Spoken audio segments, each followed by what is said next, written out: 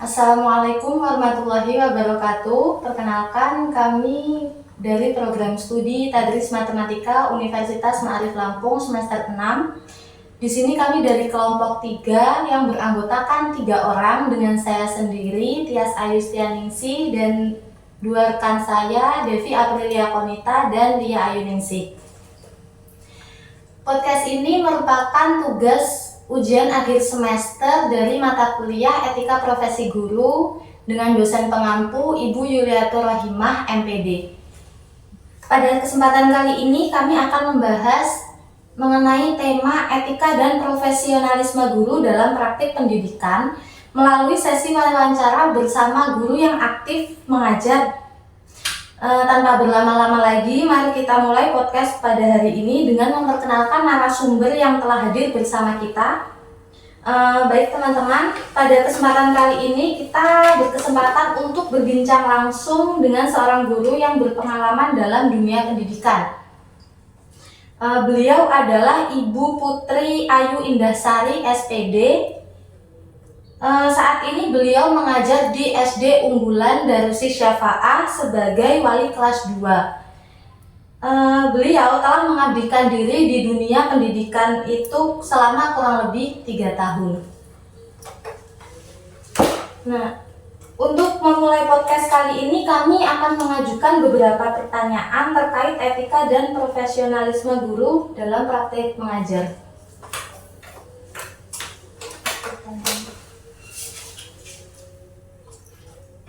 Untuk pertanyaan pertama yaitu, menurut Ibu, apa makna profesi guru dan mengapa profesi ini memiliki peran yang sangat penting dalam dunia pendidikan?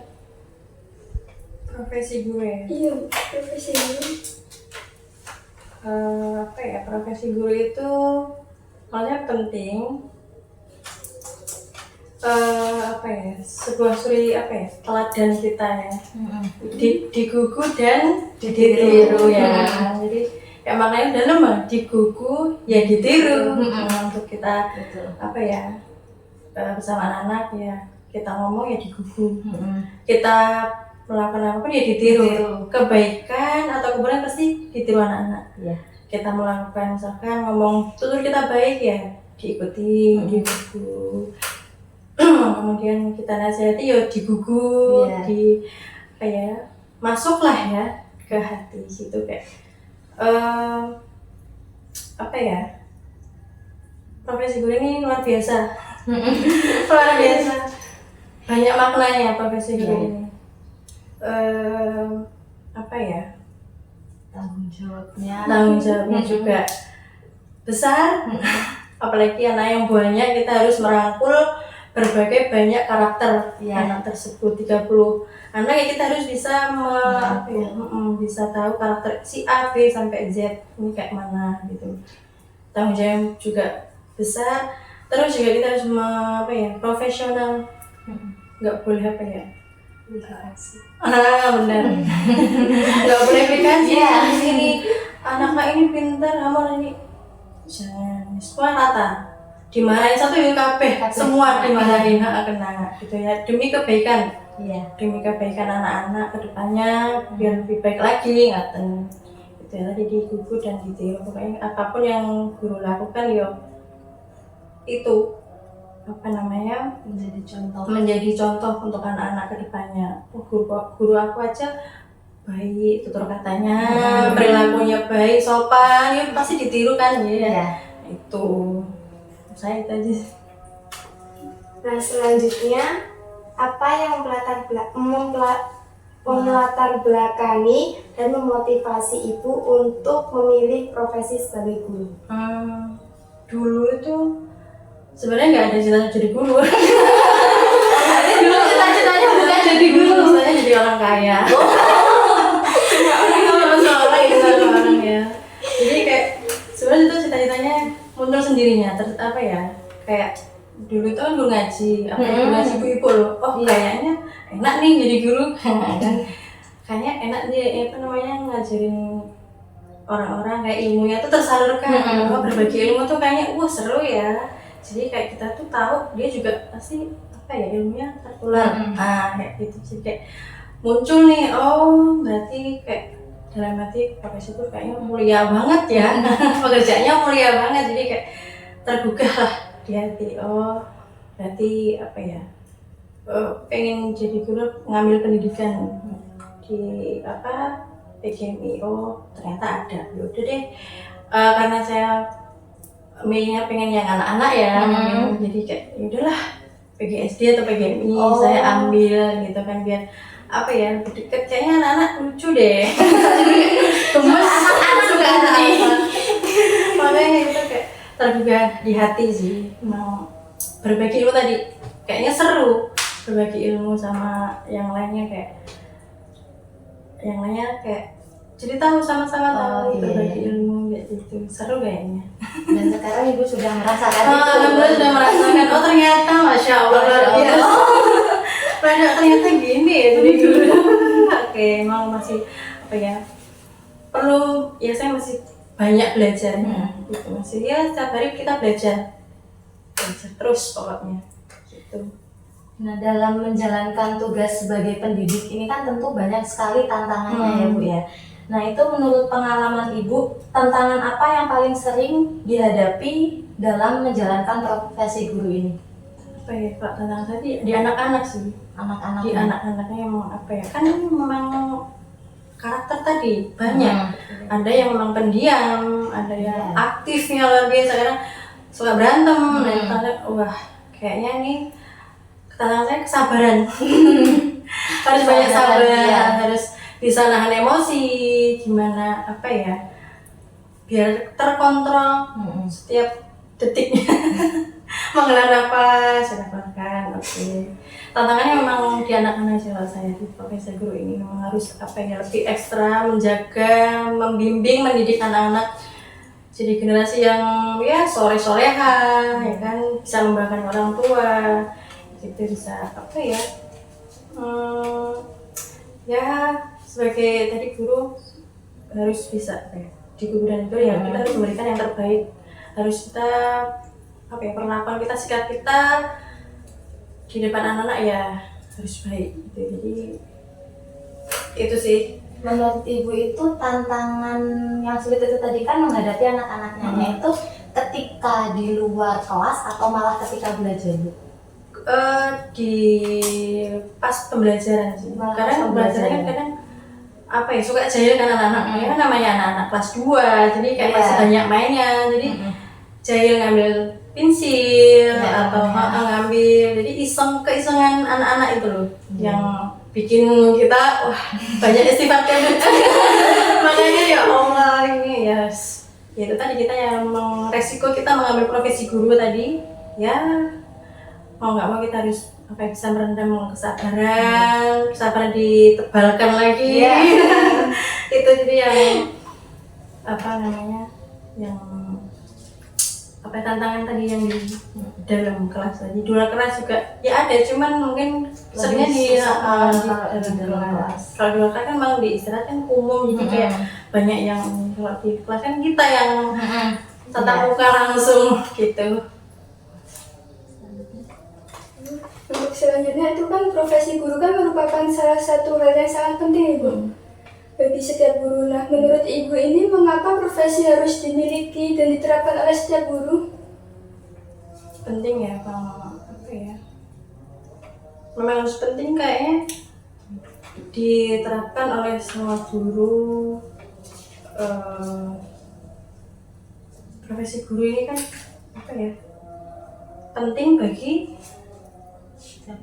setiap guru. Dia punya kelebihan apa ya, misalkan dia punya kelebihan di apa sih, dia suka memberikan ice breaking, terus guru yang lain tuh nggak punya, misalkan nih saling apa ya, kerjasama atau bertukar pikiran seperti itu, kayak kita juga bisa apa ya, tahu gitu loh. Jadi apa, profesi ini penting banget untuk guru-guru yang lain, biar apa ya, apa namanya, pengalamannya bisa berbagi pengalaman gitu loh, Saling berbagi pengalaman. saling berbagi pengalaman gitu. Kamu punya apa, saya punya apa, tugas. Kamu punya ide apa, kreativitas apa, kayak gitu-gitu.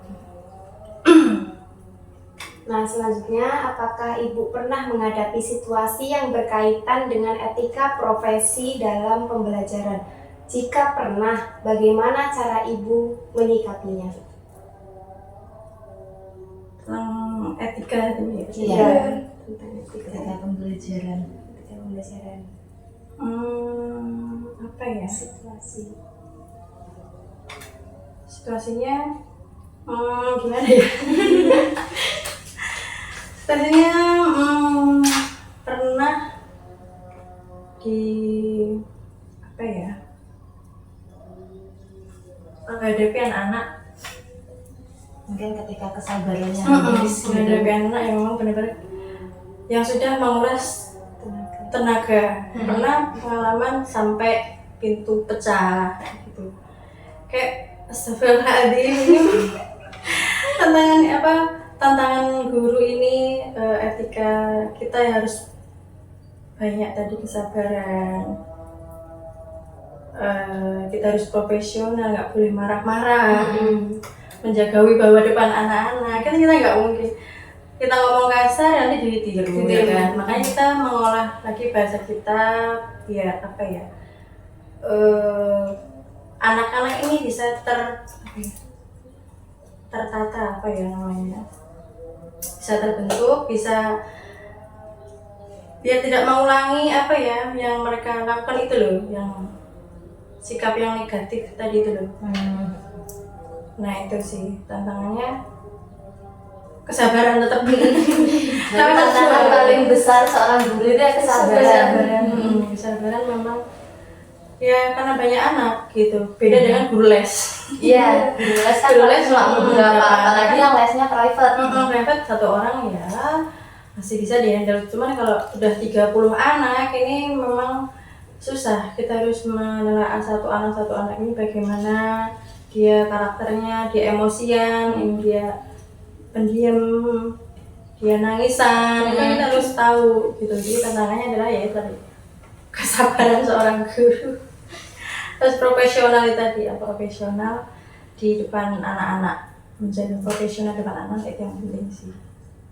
Nah, di era perkembangan teknologi sekarang ini, itu bagaimana cara Ibu menjaga profesionalisme dan meningkatkan kompetensi sebagai guru? Di zaman sekarang ya, modern ini ya. ya. Apa-apa kan sekarang digital. Apalagi digital. Jadi anak-anak sekarang sudah apa ya, update itu dari HP, dari TikTok kayak gitu, kayak cepet banget gitu loh. Sekarang anak SD aja udah pintar kan main HP. Udah pintar, udah. Bu, kamu ini nggak sih, tahu nggak gosip ini? Dari mana? Kamu kok tahu dari mana? Dari TikTok, dari HP kayak gitu. Karena saya juga gimana ya, memang zaman sekarang tuh semakin apa ya, makin aneh, makin buruk, kayak zaman di teknologinya ini benar-benar mempengaruhi anak-anak tuh kayak buruk gitu loh. Cepet banget pengaruhnya cepet banget. Entah dipergunakan yang buruk kan kita nggak tahu ya. Kalau dipergunakan dengan baik ya nggak apa-apa sih, nggak masalah. Sekedar pertanyaan idola kan sekarang banyak tanya idola itu. Kalau positif sih penggunaan teknologi itu yang positif nggak masalah. Tapi kalau yang negatif kayaknya gimana ya, butuh pengawasan juga dari orang tua juga, dari apalagi dari guru juga kayak gitu ya. Kalau di sekolah ya kita pengawasannya ya dari omongan. Jangan memang teknologi ini harus butuh pengawasan, jangan sampai nontonnya ini loh yang yang negatif gitu loh. Ya boleh, cuman dibatasi gitu loh. Main HP teknologi itu ya 15 menit atau 10 menit aja, selebihnya belajar. Kalau HP-nya itu untuk hal yang positif sih nggak masalah gitu.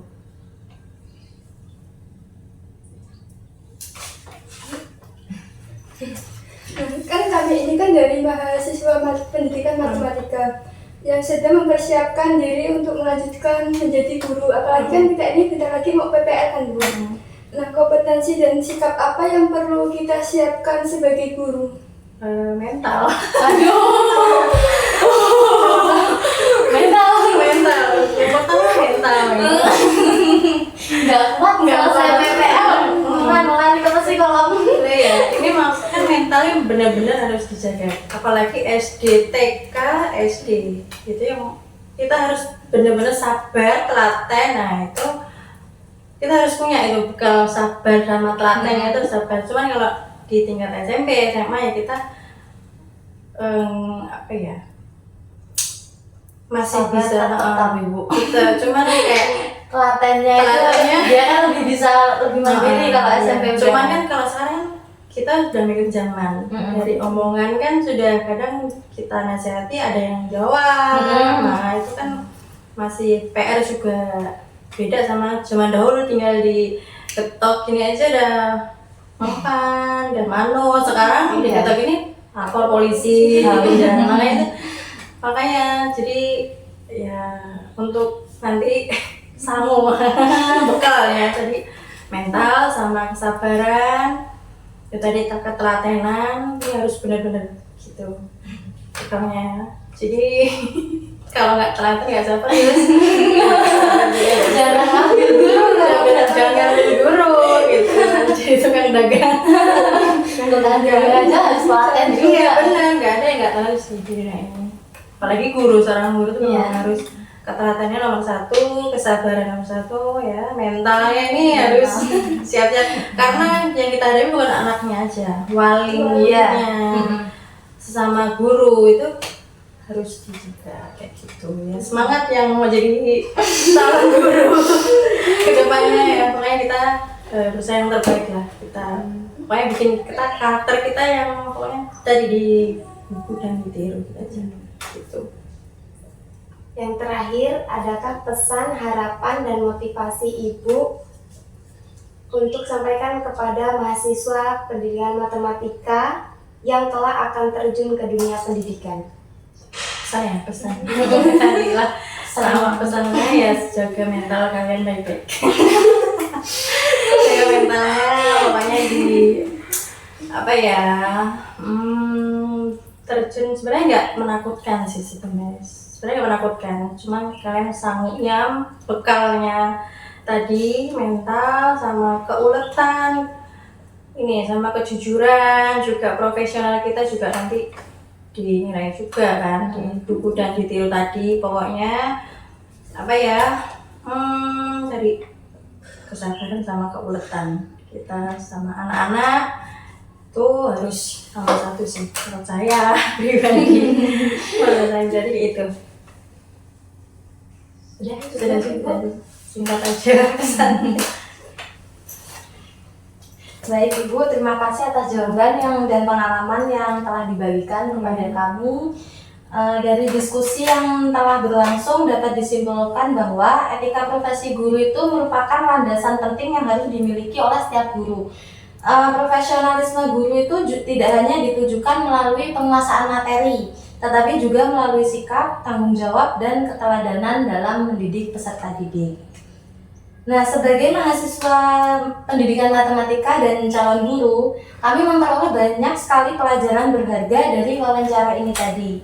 Kami menyadari bahwa untuk menjadi guru yang profesional itu tidak cukup hanya dengan penguasaan materi saja, tetapi juga harus memiliki tanggung jawab, berintegrasi, dan juga menjunjung tinggi kode etik sebagai seorang guru. Kami mengucapkan terima kasih kepada Ibu Ayu atas waktu dan pengalaman yang telah Ibu bagikan kepada kami.